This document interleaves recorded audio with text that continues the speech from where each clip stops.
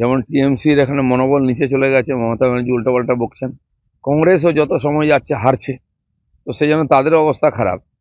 আর কিছু না হোক, অধীর চৌধুরী তো কংগ্রেসটাকে বাঁচিয়ে রেখেছিলেন পশ্চিমবাংলায়, তাকে বার করে দিয়ে ওরা টিএমসিকে ফাঁকা রাস্তা ছাড়তে চাইছেন। কংগ্রেস ভেবে দেখুক।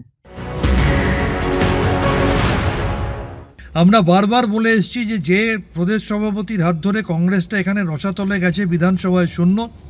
অতীতে অনেক প্রদেশ সভাপতি হারের দায় স্বীকার করে তার পদ থেকে নিজে থেকে অবসর গ্রহণ করেছেন, কিন্তু ইনি এতটাই নির্লজ্জ এখনও পদ আঁকড়ে বসে থেকে এখানে বিজেপি বিরোধী একমাত্র শক্তি তৃণমূলকে দুর্বল করার জন্যে তিনি সিপিএম এবং আইএসএফের সাথে হাত মিলিয়ে চলছেন।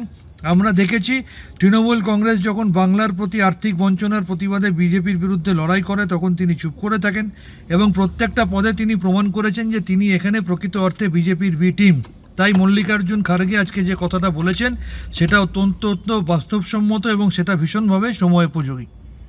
আর এই প্রসঙ্গে বিজেপির রাজ্য সভাপতি সুকান্ত মজুমদার আবার সরাসরি অধীর চৌধুরীকে তাদের সঙ্গে কাজ করার পরামর্শ দিচ্ছেন। দেখুন, অধীরদাকে এটাই বলবো, অধীরদার পথ ঠিক আছে, যদি পার্টিকে ডেকাতে হয়, কংগ্রেসকে এখানে ডেকাতে হয়, তাহলে কংগ্রেসকে তৃণমূলের থেকে আলাদা হয়ে লড়াই করতে হবে।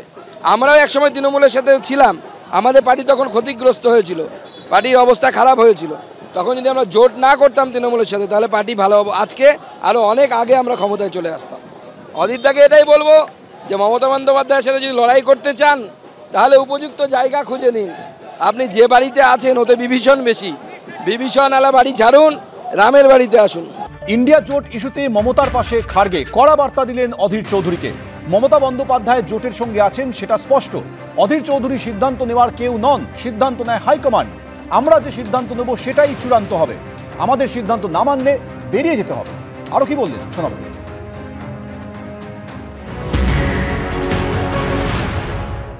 ममता जी पहले तो उन्होंने ये कहा कि हम बाहर से सपोर्ट करते, अब उन्होंने ये कहा है, लेकिन रिसेंटली और एक स्टेटमेंट उनका आया है कि अगर सरकार बनती है तो सरकार में हम शामिल हो जाएंगे।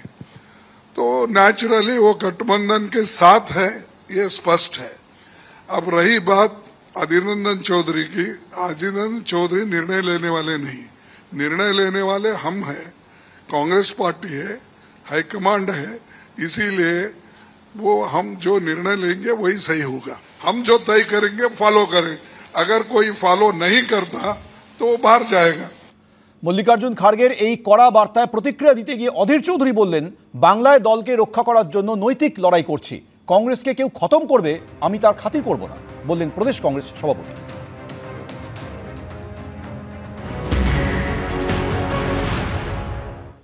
আমার বিরোধিতা নৈতিক বিরোধিতা, কংগ্রেসকে কেউ খতম করবে আমি তাকে খাতির করবো তা তো হতে পারে না।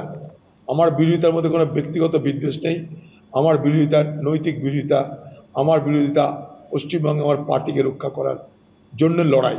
এই লড়াই আমি কোনোভাবেই থামাতে পারি না, কারণ আমি পার্টির একজন ফুট সোলজার। এ প্রসঙ্গে তৃণমূল মুখপাত্র শান্তনু সেন তিনি কি বলছেন দেখুন।